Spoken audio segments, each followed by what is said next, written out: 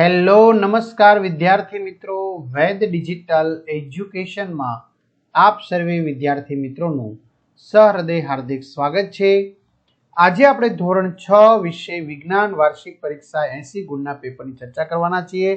તો વિદ્યાર્થી મિત્રો, તમને જે પાઠમાં હજી તકલીફ હોય તો ફેનિલ સરના વિડીયો છે એ નિહાળી લેવા, તમારા મિત્રો દોસ્તોને જાણ કરવી। ચેનલમાં ન હોય ચેનલ સબસ્ક્રાઇબ કરો, વિડીયો લાઈક કરો, તમારા મિત્રો દોસ્તોને શેર કરો। તો આપણે જોઈએ, નીચેના માગ્યા મુજબ જવાબ લખો। તો નીચે આપેલી આકૃતિ એ અને બી પૈકી શેમાં બલ્બ પ્રકાશિત થશે? તો વિદ્યાર્થી મિત્રો, એની અંદર બલ્બ પ્રકાશિત થશે। આગળ વધીએ। શું કામ એની અંદર? તો કે ગ્રેફાઇટ છે એટલા માટે, જે વિદ્યુતનું સુવાહક છે। આપેલ આકૃતિમાં એ, બી અને સી પૈકી કયો ભાગ ફિલામેન્ટનો છે? તો સી। એ કાચનો ગોળો, બી ધાતુનો ઢાંચો। વિદ્યુત અવાહક પદાર્થ ગુણધર્મને ઓળખી બતાવો। તો પોતાની અંદર વિદ્યુત પ્રવાહને પસાર થવા દેતો નથી। નીચેના પૈકી કયો પદાર્થ વિદ્યુત સુવાહક છે? લોખંડની ખીલી। આકૃતિમાંના ભાગો એ બી સી ડી માં બી શું દર્શાવે છે? તો બી છે સ્વિચ, વિદ્યુત કળ।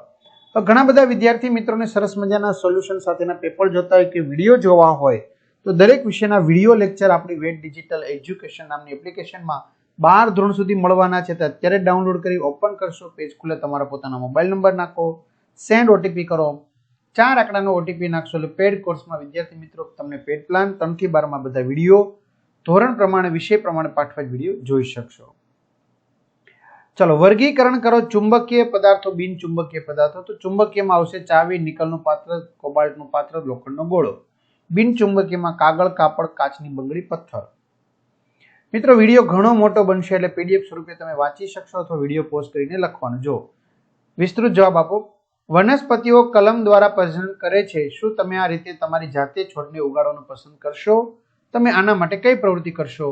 તો વનસ્પતિ, પ્રવૃત્તિ, સાધન સામગ્રી, પદ્ધતિ, આકૃતિ, અવલોકન અને નિર્ણય। ત્યાર પછી બીજું છે, ચુંબકના ધ્રુવો નક્કી કરવા માટે તમે કઈ પ્રવૃત્તિ કરશો? સાધન સામગ્રી, પદ્ધતિ, ત્યાર પછી અહીંયા આવશે અવલોકન અને નિર્ણય। દહન માટે હવા જરૂરી છે તે નક્કી કરવા માટે કઈ પ્રવૃત્તિ કરશો?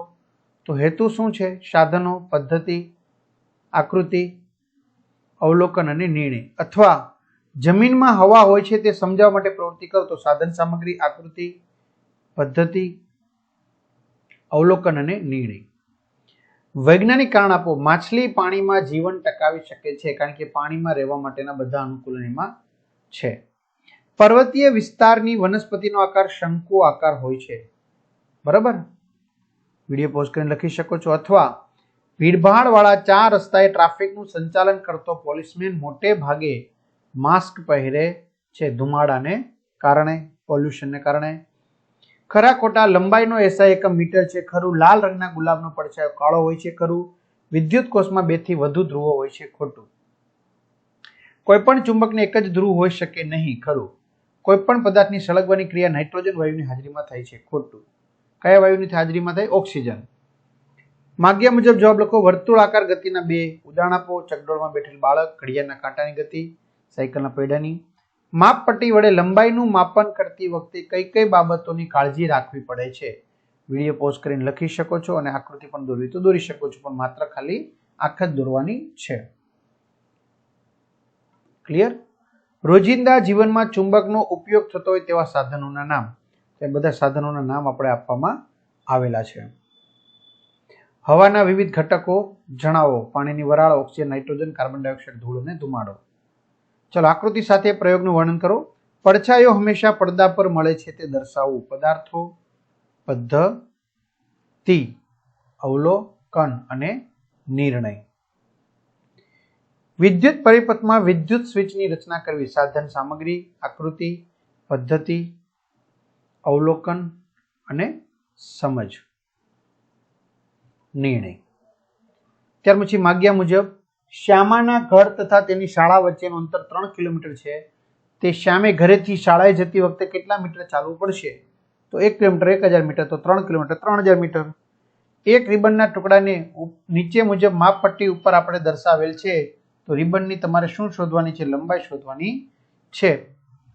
તો રિબનની લંબાઈ આપણે આપેલી છે 10 સેમી, 12 માંથી 2 બાદ કરવાના, તમારી આસપાસ મળી આવતી વસ્તુનો ઉપયોગ કરી નીચે આપેલ નમૂનાનું નિર્માણ કેવી રીતે કરશો? પિનહોલ કેમેરા, સાદી ફરકડી, સાદો વિદ્યુત પરિપથ, કપમાં હોકા યંત્ર. પિનહોલ કેમેરા, સાધન સામગ્રી, પદ્ધતિ, આકૃતિ. બરાબર, આવી રીતે વિડીયો પોઝ કરીને લખવાનું. સાદી ફરકડી, સાધન સામગ્રી, પદ્ધતિ. ક્લિયર? સાદો વિદ્યુત પરિપથ, સાધન સામગ્રી, પદ્ધતિ, આકૃતિ.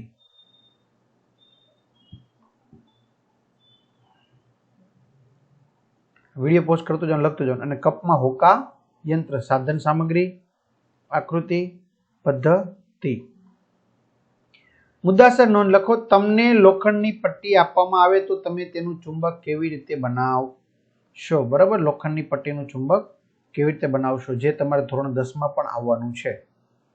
ચુંબકનો ઉપયોગ કરીને તમને ગમતું એક સરસ રમકડું બનાવવાની રીત લખો. બરાબર, તમારે એક રમકડું બનાવવાનું છે, જે અહીં આકૃતિમાં આપેલું છે.